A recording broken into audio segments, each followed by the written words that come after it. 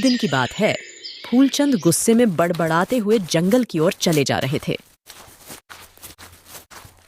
मेरी पत्नी पता नहीं अपने आप को क्या समझती है। जरा सा भोजन क्या कर लेता हूँ, आसमान सर पर उठा लेती है। अब मैं गांव में नहीं रहूंगा, जंगल में ही रहकर अपना जीवन व्यतीत करूंगा। अचानक फूलचंद की नाक में ताजे ताजे फलों की सुगंध टकराई। अरे, ये तो ताजा ताजा अमरूद और सेब की सुगंध है। वैसे भी घर से चलते हुए काफी दूर निकल आया हूँ। मुझे तो बहुत तेज से भूख लगने लगी है। मैं क्या करूँ?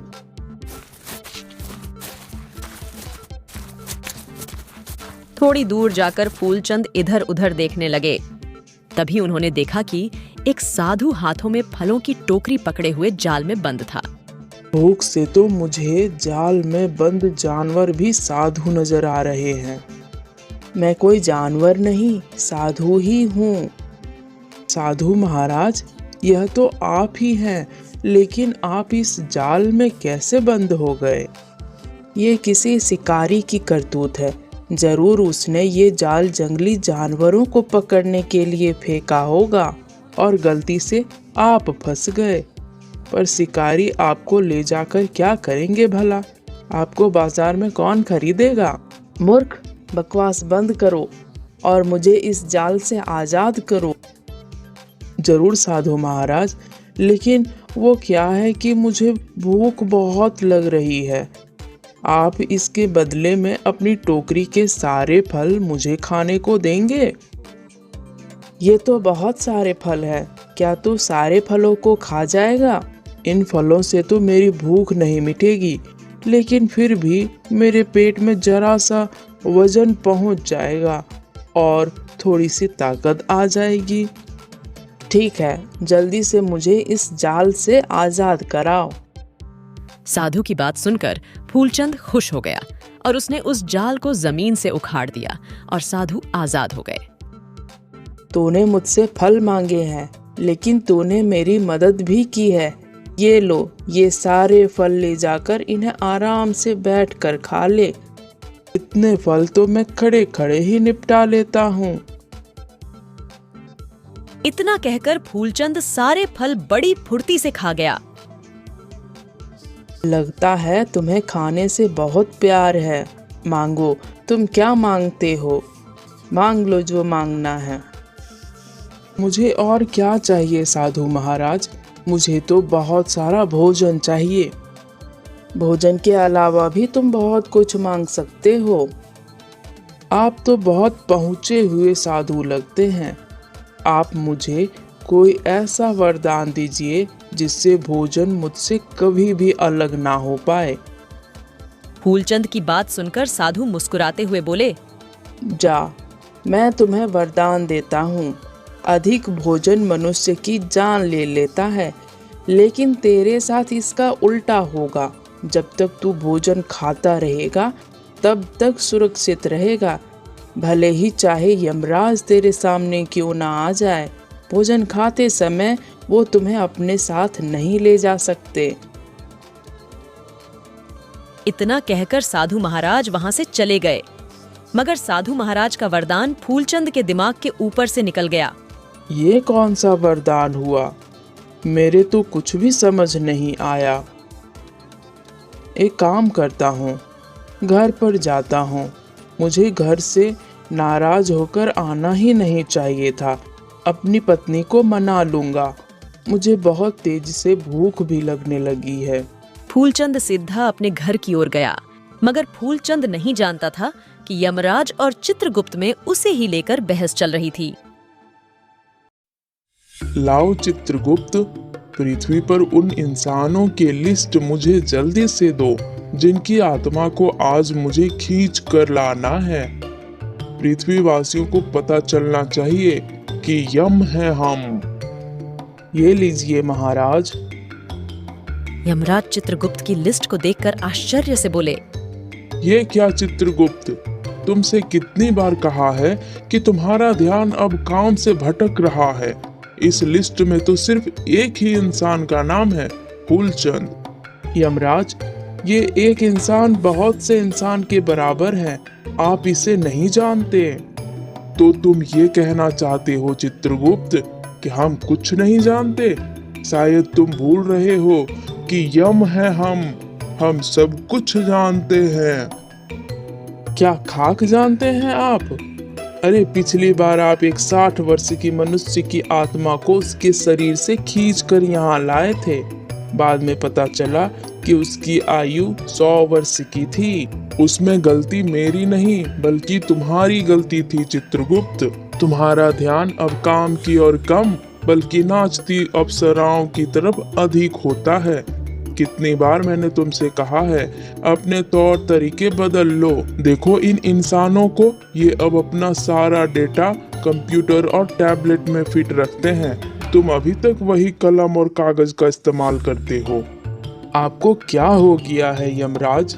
मत भूलो ये पृथ्वी लोक नहीं है। पृथ्वीवासियों से कुछ सीखना चाहिए। इंसानों ने टेक्नोलॉजी में कितनी ज्यादा तरक्की कर ली है, तुम्हें कुछ अंदाजा भी है? ये सब छोड़िए यमराज, जाइए इस फूलचंद की आत्मा को खींचकर यहाँ तक लाइए। इस फूलचंद ने पृथ्वीवासियों का जीना हराम कर रखा है, उसे इसकी सजा मिलेगी, उसे नरक में रखा जाएगा। तुम यहीं रुको चित्रगुप्त, मैं अभी कुछ देर में ही उसकी आत्मा उसके शरीर से खींच कर लाता हूँ और अपने हाथों से उसकी आत्मा को नरक में डालूंगा, क्योंकि फूलचंद शायद नहीं जानता है कि यम है हम। इतना कहकर यमराज वहां से गायब हो गए। इधर फूलचंद आराम से गहरी नींद सो रहा था। तभी अचानक वहां पर यमराज प्रकट हो गए। सो रहा है मूर्ख, आंखें खोल, तेरे सामने यमराज खड़े हैं। मगर फूलचंद बहुत गहरी नींद में सो रहा था। उसके खर्राटे और भी ज्यादा तेज हो गए। आंखें खोल मूर्ख मनुष्य, तेरे सामने यमराज खड़े हैं। मेरी आवाज सुनकर तो बड़े बड़े सूरमा के रोंगटे खड़े हो जाते हैं, मगर तू तो टस से मस नहीं हो रहा है। तू जानता नहीं यम है हम? फूलचंद सोते हुए बोला। पता नहीं मुझे ऐसा क्यों लग रहा है जैसे कोई बोल रहा हो, बबल गम है हम। बबल गम नहीं मूर्ख, यम है हम, यम। अचानक फूलचंद की आंख सोते हुए से खुल गई और वह यमराज की तरफ गौर से देखने लगा। देख क्या रहा है मूर्ख मनुष्य? अपनी आंखों से मुझे देखकर तेरी सिट्टी पिट्टी गुम हो गई ना? अब तो तुझे यकीन हो गया कि तेरे सामने वास्तव में यमराज खड़े हैं। तेरा समय आ गया है, अब जल्दी से मेरे साथ चलने के लिए तैयार हो जाओ। मैंने तो सुना था कि रात को मिर्ची की सब्जी ज्यादा खा लो तो सोते समय सपने खराब आते हैं। आज विश्वास भी हो गया। मुझे वो मिर्च वाली सब्जी खानी ही नहीं चाहिए थी। कल से मैं थोड़ी कम मिर्ची वाली सब्जी खाऊंगा तो मुझे अच्छे अच्छे सपने आएंगे। जो कुछ भी तू देख रहा है मूर्ख मनुष्य, वह सपना नहीं बल्कि सत्य है। तेरे सामने वास्तव में यमराज खड़े हैं। मेरे सामने वास्तव में यमराज खड़े हैं? हाँ, मैं ही हूँ यमराज। अब तुझे पता लगेगा कि यम है हम। फूलचंद यमराज को देखकर बोला। मुझे मत ले जाओ यमराज, अभी मैंने संसार में देखा ही क्या है। मूर्ख, इस संसार में तू पूरे 50 वर्ष बिता चुका है और मैंने सुना है कि इन 50 वर्षों में तूने 50,000 लोगों का जीना हराम कर रखा है। क्या अब और लोगों को परेशान करना चाहता है? अचानक फूलचंद के मन में उस साधु का विचार आया और वह मन ही मन अपने आप से बोला। उस साधु महाराज ने भी आज यमराज का जिक्र किया था। हो ना हो वह पहुंचा हुआ साधु है, इस बारे में जरूर कुछ जानता होगा। मुझे उसके वरदान के बारे में गहराई से सोचना होगा। उसके वरदान में कुछ न कुछ जरूर छुपा हुआ है। फूलचंद साधु के वरदान के बारे में सोचने लगा और उसके सामने साधु के दृश्य घूम गए। जा, मैं तुम्हें वरदान देता हूँ। अधिक भोजन मनुष्य की जान ले लेता है, लेकिन तेरे साथ इसका उल्टा होगा। जब तक तू भोजन खाता रहेगा तब तक सुरक्षित रहेगा, भले ही चाहे यमराज तेरे सामने क्यों ना आ जाए। भोजन खाते समय वो तुम्हें अपने साथ नहीं ले जा सकते।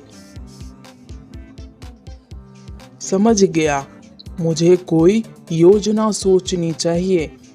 जब आप मेरे सामने आ ही गए हैं यमराज, तो आपके सामने मेरी क्या ही चल सकती है। लेकिन आप मेरे एक प्रश्न का उत्तर तो दे ही सकते हैं, है ना? मैं प्रश्नों का उत्तर दे सकता हूँ क्योंकि यम है हम।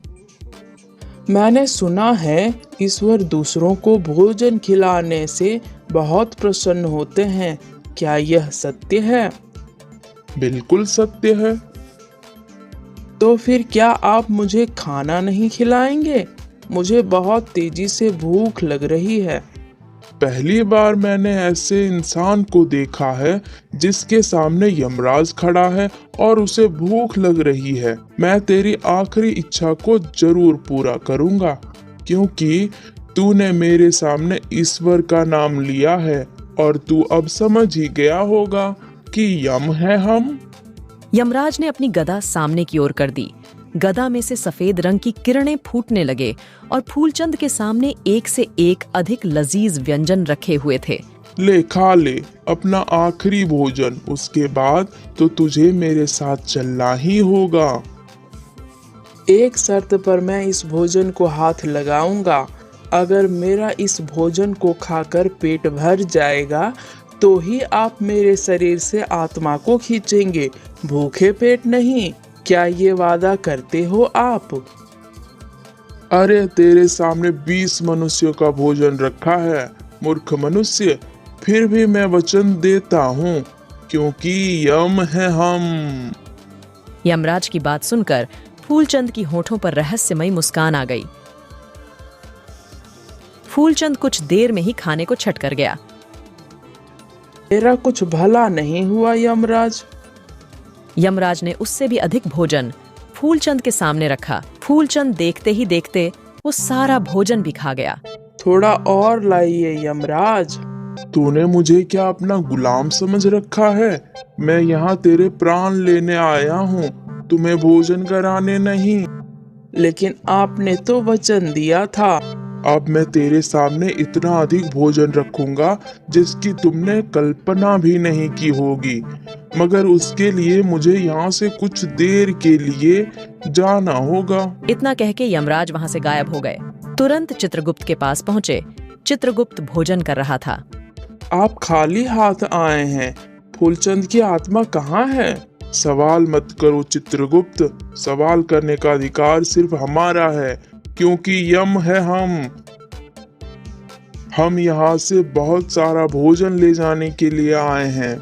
यमराज ने चित्रगुप्त का और वहाँ रखा सारा भोजन पृथ्वी लोक पर ले जाकर फूलचंद के सामने रख दिया।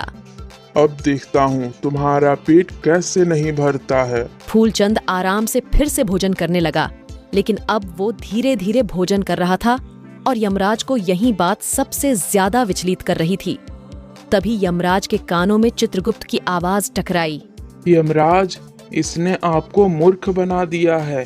कितनी बार कहा है आपको, अपने काम पर ज्यादा ध्यान दीजिए, न कि इस बात पर कि यम है हम। पृथ्वी लोक पर इस भुखड़ का पेट कोई नहीं भर सकता, और आप यहाँ का भी सारा भोजन लेकर चले गए। सभी अप्सराएं भूखी बैठी है। अब तुम ही बताओ चित्रगुप्त, मैं इस स्थिति में क्या करूं? मैंने इसे वचन दिया है, मैं तो फंस चुका हूं। अरे वचन के बाद में ईश्वर से क्षमा मांग लेना, इसके भोजन करते ही प्राण खींच लो। शायद तुम सही कहते हो, इस मनुष्य ने मुझे मूर्ख बना दिया है। इसकी सजा इसे जरूर मिलेगी, क्योंकि शायद अभी तक नहीं जानता है कि यम है हम। इतना कहकर यमराज ने जैसे ही अपने गदा से फूलचंद के प्राण खींचने की कोशिश की, तभी यमराज का गदा यमराज के सर पर उल्टा ही पड़ गया।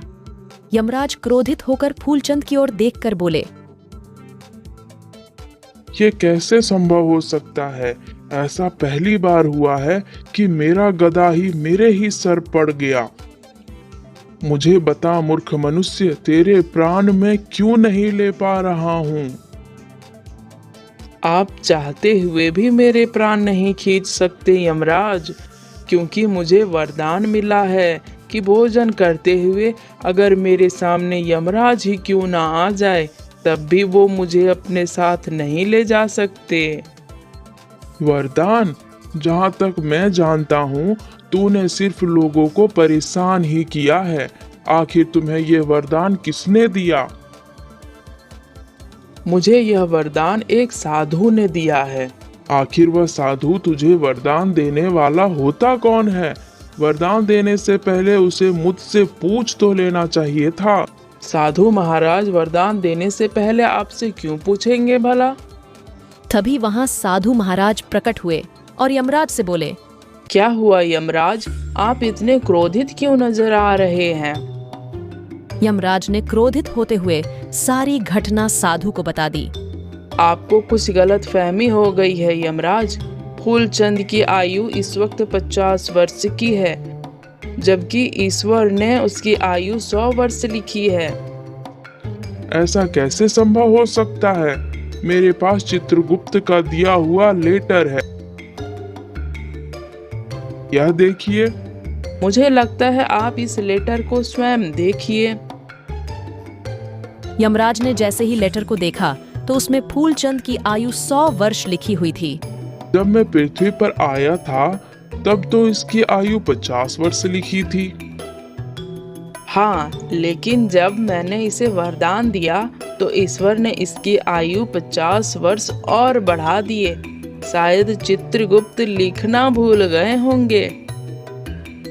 ठीक है फूलचंद, अभी तो मैं जाता हूँ, लेकिन 50 साल बाद मैं फिर वापस आऊंगा और उसके बाद मैं तुम्हारी बातों में नहीं आऊंगा।